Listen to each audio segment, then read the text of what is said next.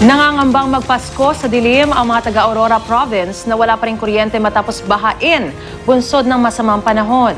Dahil sa patuloy na pag-uulan, pinag-iingat na ang mga residente roon sa posibleng flash flood at landslide. May ulat on the spot si Athena Imperial. Athena?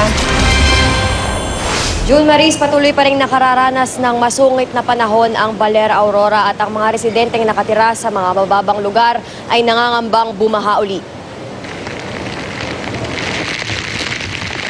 Pabugso-bugso ang malakas na ulan sa Baler, Aurora. Sinasabayan ito ng malakas na hangin. Dahil sa halos walang tigil na pag-ulan, umaapaw ang tubig sa mga ilog.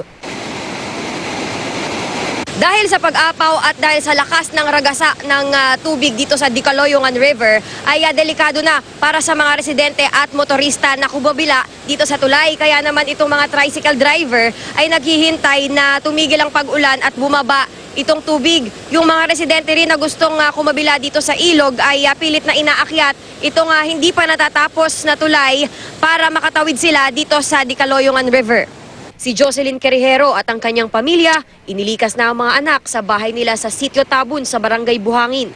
Nangangamba kasi silang tumaas muli ang baha sa kanilang lugar. Ate, dito ba hanggang saan yung baha? Hanggang Bewang po. Hanggang Bewang. Saan ka papunta ngayon? Dala-dala mo yung mga gamit niyo? Doon po sa PMK, sa Kunuhan po. Madami bang mga evacuees na? Oo, halos lahat po dito. Doon po kami natulog kagabi. May nagbandilyo po kasi kagabi ay si Kapitan. Ay lumikas na rin po kami kagabi. Ayon sa Pag-asa Aurora, posibleng bumaha uli sa Baler, Maria at San Luis kapag tuloy-tuloy ang pagbuhos ng malakas na ulan. Maaari rin daw magka-landslides uli sa Sierra Madre at bumalik sa gitna ng daan ang mga naitabi ng guho ng lupa. Kaya iba yung ingat ang abiso nila sa mga bibiyahing motorista. Samantala, wala pa rin kuryente sa buong lalawigan ng Aurora. Ayon sa Provincial Disaster Risk Reduction and Management Office, bunsod ito ng flash flood noong Miyerkules, December 16.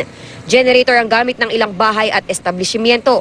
At dahil nga walang kuryente, patok lalo na sa kabataan ang mga charging station ng cellphones. Napaka-importante po na mayroong free charging po dito sa bayan kasi po, yun po, pag walang kuryente, syempre kailangan din po ng communication po outside din dito po sa mga relatives ko dito sa province.